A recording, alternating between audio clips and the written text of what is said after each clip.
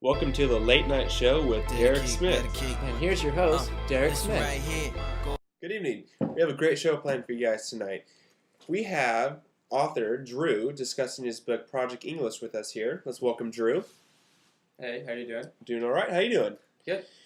So talk to us. What is the claim that you are arguing in your book Project English? The claim I'm arguing is that the official language of the United States should be English. Okay. Isn't it already the official language? Well, 84% of Americans believe that, but it really isn't. And this is why I wrote my book. Okay. All right. I was looking through your book, and I was looking through the chapter that discusses a single language promotes unity within a nation. How does that exactly happen? That is to say that a common language promotes a national identity that unifies its people for the better. The United States, instead of being a composite culture, could become an American culture. All right. And another chapter discusses that a single language will empower immigrants. What do you mean by empowers?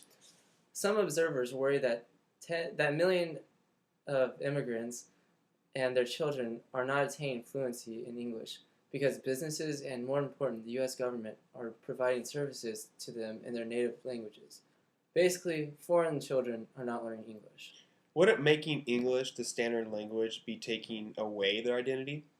By requiring English for immigrants, we aren't so much taking away their national identity. In fact, they are more than welcome to uphold that in their pluralistic society.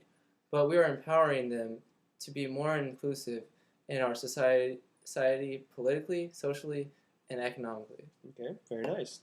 In another chapter, you discuss making English the official language of the United States, whereas it's just common sense in regards to saving money and living a successful life. What do you mean by that? According to Russell Pierce of the Arizona House of Representatives, it is not the responsibility of the taxpayer to provide service for the 329 different languages spoken in the United States.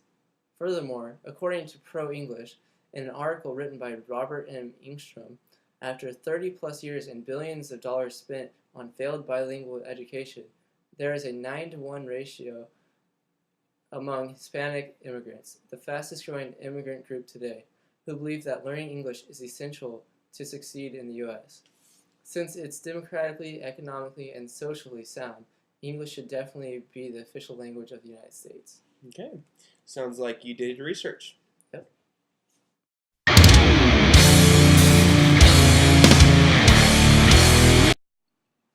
Welcome back, everybody. Now let's discuss some counter-arguments that go against your book. In an article written by Richard L. Worsnop, proponents of bilingual education still argue that bilingual education has a positive impact on non-English speaking natives. What do you have to say with that? Well, my book does not mean that all bilingual education be eliminated, but it should be geared towards teaching U.S. customers and the English language. Some bilingual education is necessary for the inclusion of immigrants into American society, but it shouldn't be used to solidify a foreigner's only language as their native language. If it does that, how can they function as productive citizens? Very true. Also, some skeptics believe that by making English the standard language in the U.S., it would only be means to seek more power within the world. What do you think about that?